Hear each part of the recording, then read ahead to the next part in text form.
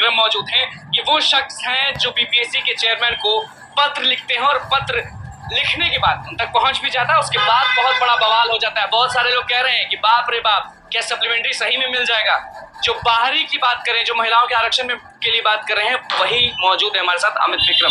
क्या कहेंगे ये बताइए कि पत्र लिखे, अब क्या लग रहा है कि जो आरक्षण के बारे में बात किए हैं, जिस सप्लीमेंट्री रिजल्ट्स के बारे में बात किए हैं, इंसाफ मिलेगा? बिल्कुल मिलेगा। और हमें इस देश के इस कानून पर, संविधान पर भरोसा है और बिहार का जो अधिनियम है आरक्षण को लेकर, उस पर भरोसा है। और उसी के आलोक में तो 3 दिन पहले माध्यमिक शिक्षा निदेशक ने पत्र भी निकाला है कि आरक्षण पर केवल बिहार के स्थायी निवासियों का अधिकार है। तो अन्य राज्य की महिलाओं को, जो महिलाओं के लिए रिजर्व सीट है, उस पे जो रिजल्ट जारी कर दिया गया है, वो तो आरक्षण के प्रावधान का खुल्लम खुल्ला उल्लंघन है। तो उल्लंघन हुआ है तो उसको निरस्त करना पड़ेगा। बात करते थे महिलाओं को आगे बढ़ाने का, ये यहाँ तो महिलाएं पीछे रह गई, गिर गई महिलाएं। महिलाओं को साजिशन तत्कालीन पदाधिकारियों ने, जो बहाली चल रही थी, उस समय जो चेयरमैन थे वो बाहरी थे, बिहारी नहीं थे, बाहरी थे। तो उन्होंने अपने राज्य के लोगों को फायदा पहुंचाने के लिए आरक्षण के नियमों से छेड़छाड़ की है। आरक्षण के नियमों से छेड़छाड़ हुआ? बिल्कुल। आरक्षण का जो मूल सिद्धांत है कि बिहार के स्थायी निवासियों को ही आरक्षण का लाभ। कोई बोल नहीं रहा है, आप बोलने में डर नहीं रहा? देखिए, बहुत लोग बोल रहे थे, लेकिन क्या किया गया, जो ये बोलता था उसको नोटिस तो हम तैयार है ना। हमने फिर रणनीति बनाई कि हम पहले सबूत जुटाएंगे तब बोलेंगे, और अब हमने सबूत जुटा लिया। आरटीआई से हमें जवाब मिल गया कि बिहारियों से ज्यादा बाहरियों को नौकरी होगी। कैसे हो गई?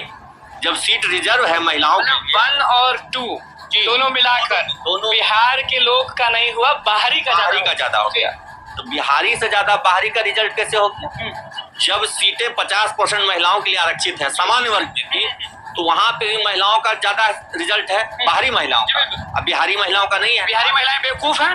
बिहारी महिलाओं को ठगा गया है। उनसे उनका अधिकार, उनका हक जो आरक्षण है, 50% वर्टिकल आरक्षण रिजर्वेशन है, वो उनसे छीना। तो मिला क्यों नहीं? जब बात होता था 50%, नीतीश कुमार स्टेज पर चढ़ते थे, हर जगह जाते थे, कह रहे हमने जो दिया वो किसी ने दिया, हमने तो आरक्षण 50% कर दिया। नीतीश जी की आंखों में धूल झोंका है तत्कालीन बीपीएससी चेयरमैन ने, अतुल प्रसाद। बिल्कुल धूल झोंक करके आरक्षण का लाभ, जो 50% आरक्षण का लाभ बिहारी महिलाओं को मिलना चाहिए था, उसमें बाहरी महिलाओं को घुसा दिया। और अब कोर्ट धोखा दिए। बिल्कुल धोखा दे रही। ये तो शिक्षा विभाग का पत्र कह रहा है, मैं थोड़ी कह रहा हूँ। ये तो माध्यमिक शिक्षा निदेशक का पत्र कह रहा है। इतना दिन से आप जुटा रहे थे हर चीज? बिल्कुल सबूत जुटा रहे थे हम लोग अंदरूनी तौर पे लगे हुए थे, और आज अभी भी हम लोग लगे हुए हैं। बहुत सारे आरटीआई और बहुत सारे दस्तावेज हम लोग लगा के रखे हैं, जिसकी मांग कर रहे हैं, वो मिलेगा। बड़ा गलती किसका है? गलती बीपीएससी का है। बीपीएससी ने अयोग्य लोगों का रिजल्ट जारी किया, तो दोषी बीपीएससी है। तो बीपीएससी की बात आप कर रहे हैं, शिक्षा विभाग कल ही कह लीजिए कि जो सीटेड वाले हैं, जो फर्जी सीटेड वाले हैं, उनको तो बाहर फेंक दिया गया। धीरे धीरे तो सब चीज चल रहा है।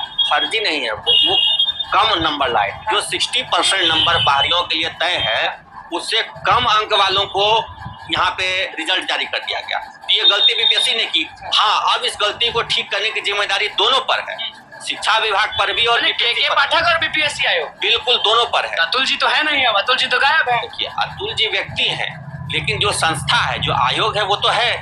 के पाठक व्यक्ति है, लेकिन जो विभाग है शिक्षा वो तो रहेगा। व्यक्ति का तो ट्रांसफर होता है, रिटायरमेंट होता है, लेकिन सप्लीमेंट्री पे इतना जोर दे रहे थे, मिल जाएगा, क्योंकि अतुल प्रसाद ट्वीट किए थे, आपको मालूम होगा कि इतना लिख लेगा।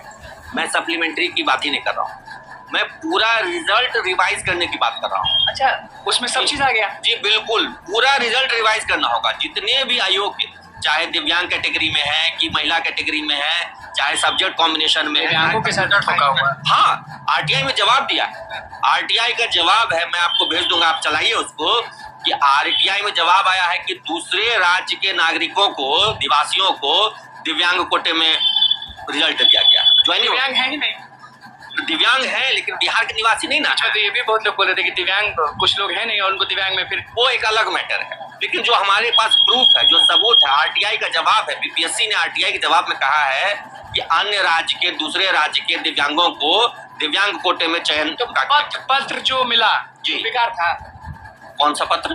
गांधी मैदान पे नियुक्ति पद वो तो प्रोविजनल है। हाँ। प्रोविजनल और परमानेंट में बहुत अंतर होता है। हाँ। तो प्रोविजनल दिया गया है कि तत्काल जब तक आपका सर्टिफिकेट का जांच चल रहा है तब तक आप प्रोविजनली काम कीजिए। हाँ। कोई परमानेंट उनकी ज्वाइनिंग लेटर थोड़ी मिला है। तो बोल के आप डरा रहे हैं शिक्षक अभ्यर्थी जो अभी बहाल हो चुके हैं। नहीं, उनको पता है, उनको निकाल के देखिए उनके पास परमानेंट नहीं था, ज्वाइनिंग लेटर पे लिखा हुआ है प्रोविजनल ज्वाइनिंग लेटर। जी। तो प्रोविजनल है। अच्छा, उस समय तो नीतीश तेजस्वी भी साथ में थे, तो ये खेला इधर तो उससे तो नहीं ना होगा। देखिए, ये जो हम लोगों को संवैधानिक तौर पर जो जानकारी है हमारे पास, हम उतना ही बोलेंगे। इसके पीछे कौन है नहीं है ये हमारा काम है। संवैधानिक तौर पर गलती, कानूनी तौर पर गलती बीपीएससी आयोग की है। सुधार कैसे करेंगे ये बता दीजिए। अब सुधार है कि उनको बाहर निकालिए और जो दूसरे राज्य के लोगों को आपने आरक्षण का लाभ दे दिया है उनको बाहर निकालिए और रिवाइज्ड रिजल्ट जारी कीजिए। रिवाइज्ड रिजल्ट से कितना फायदा होगा ये बताएं। 30,000 बिहारियों को फायदा होगा। 30,000 बिहारियों को नौकरी मिलेगी। 30 रिजल्ट जब रिवाइज होगा तो 30,000 बाहरी यहाँ से गेट आउट होंगे। अच्छा, अभी तो कुछ दिन में आप बिहारी आएंगे, आपको चेयरमैन बुलाएंगे क्योंकि पत्र आपने लिखा है तो बुलावा भी आएगा। मैंने पत्र इसलिए तो लिखा है कि हमको बुलाया जाए। हमको एक एक करके एकदम बारीकी से आपने पॉइंट वाइज दिखा, महिलाओं का आरक्षण, सप्लीमेंट्री, रिवाइज रिजल्ट, सब एकदम बारीकी से आप लिखे हैं। जो हमारे पास तथ्य हैं, सबूत है, उसी के आधार पर। आगे क्या होगा ये बता सकते हैं? आगे क्या होगा कि रिजल्ट को रद्द करके संशोधित रिजल्ट जारी करना होगा। नहीं, सारे लोग तो आपके साथी भी मान लीजिए कुछ जान पहचान के लोग होंगे, वो भी अगर फर्जी होंगे तो वो भी निकाले जाएंगे। फर्जी से हमारी कोई दोस्ती, कोई यारी नहीं है। जो गलत सर्टिफिकेट बहाल हुआ है वो जाएगा, चाहे बीपीएससी से आया हो कि नियोजन से आया हो। फर्जियों से हमारी कोई दोस्ती, कोई यारी नहीं है। गलत तरीके से जो बहाल हुए हो जाएंगे। गलत तो गलत, कोई भी जो गलत है सो गलत है। हमको उनसे कोई मतलब मोह माया नहीं है, कोई उनसे दोस्ती प्रेम नहीं। वो गलत। क्या लग रहा है कि चेयरमैन जो हो गए, शिक्षा विभाग जो हो गए, कब एक्शन लेगी? इतना तो आवाज उठ रहा है। तो शुरू हो गया है। आपने तो देखा औरंगाबाद में 10 शिक्षिकाओं को बाहर कर दिया गया है।